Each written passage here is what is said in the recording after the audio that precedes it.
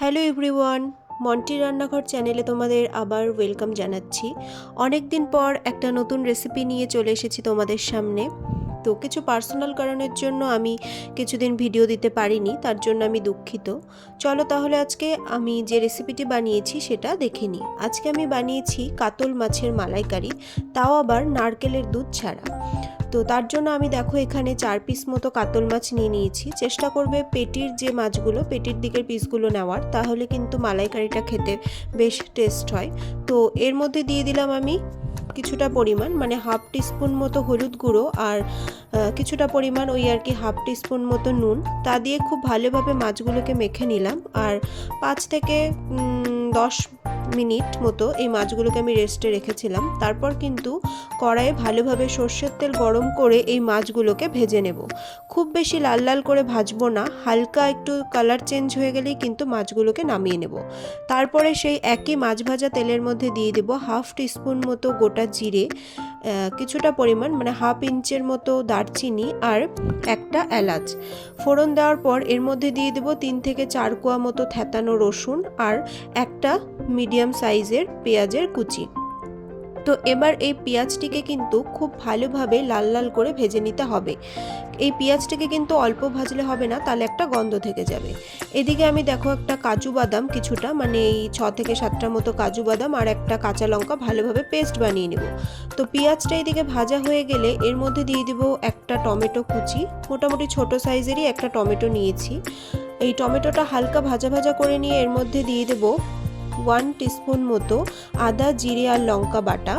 তারপর দিয়ে দেবো কিছুটা পরিমাণ জল, মানে 2 টেবিল স্পুন মতো জল দিয়ে দেবো, হাফ টিস্পুন মতো হলুদ গুঁড়ো। তারপর এই মশলাটিকে ভালোভাবে কষিয়ে নেব যতক্ষণ না পর্যন্ত এর থেকে তেল ছেড়ে আসছে। আর এদিকে একটা বাটির মধ্যে নিয়ে নিয়েছি কিছুটা পরিমাণ গরম জল, খুব বেশি গরম না, ঈষদুষ্ণ গরম জল। এবার এর মধ্যে দিয়ে দেব একটা প্যাকেট, মানে 1 প্যাকেট মতো আমুলের গুঁড়ো দুধ। তো দুধটা দিয়ে খুব ভালোভাবে কিন্তু এই দুধটাকে গুলে নেব, যাতে এর মধ্যে কোনো দানা না থাকে। গুলে এটাকে রেখে দেব। আর এইদিকে দেখো মশলাটাও কিন্তু খুব ভালোভাবে কষানো হয়ে গেছে। এবার এর মধ্যে দিয়ে দেবো 4 থেকে 5টা চেরা কাঁচা লঙ্কা আর যে কাজু বাদামের পেস্টটা বানিয়ে রেখেছিলাম সেই পেস্টটিকে এর মধ্যে দিয়ে খুব ভালোভাবে কিন্তু নেড়েচেড়ে নিতে হবে। আর আরেকটু এটিকে কষিয়ে নিতে হবে যতক্ষণ না তেল ছেড়ে আসছে। দেখো খুব ভালোভাবে কিন্তু তেল ছেড়ে এসেছে। এবার এর মধ্যে দিয়ে দেবো হাফ কাপ মতো জল, আমি ওই কাজু বাদাম বাটি ধোয়া জলটি এর মধ্যে দিয়েছি। তারপরে খুব ভালোভাবে নেড়েচেড়ে নেব আর তারপর এর মধ্যে দিয়ে দেবো ভেজে রাখা মাছগুলোকে এক এক করে এই ঝোলের মধ্যে দিয়ে দেব। দেখবে ঝোলের পরিমাণটা কিন্তু খুব বেশি দেবে না, যাতে মাছগুলো ডুবে যায় এমন দেবে না, যাতে মাছগুলো ওপরের দিক অংশটা বেরিয়ে থাকে কিছুটা, সেভাবে ঝোলটা দেবে। ঝোলটা যখন কিছুটা পরিমাণ কমে আসবে বা খুব ভালোভাবে ফুটে আসবে, তখন কিন্তু এর মধ্যে দিয়ে দেব সেই গুলে রাখা দুধটি।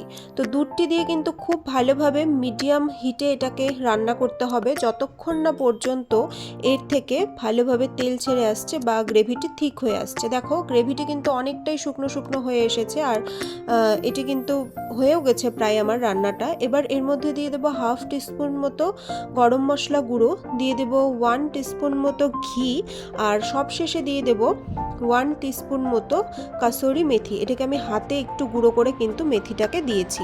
ব্যাস, তারপর আর কিছু না, সেভাবে নাড়াচাড়াও করার দরকার নেই। এবার খুব ভালোভাবে এটিকে ঢেকে আমি কিন্তু পরিবেশন করব। চিংড়ি মাছের মালাইকারি খেতে ঠিক যেমন লাগে, এই রেসিপিটিও কিন্তু খেতে ঠিক তেমনই লাগে। তাই দেরি করো না, চটপট রেসিপিটি বাড়িতে বানিয়ে ফেলো আর পরিবেশন করো গরম ভাতের সাথে। আমার এই রেসিপিটি যদি তোমাদের ভালো লাগে অবশ্যই ভিডিওটি লাইক করবে, শেয়ার করবে এবং চ্যানেলটিকে সাবস্ক্রাইব করে পাশে থাকবে। আর নতুন নতুন রেসিপি পাওয়ার জন্য অবশ্যই বেল আইকনটিকে প্রেস করে রাখবে। আজ তবে চলি, থ্যাংক ইউ।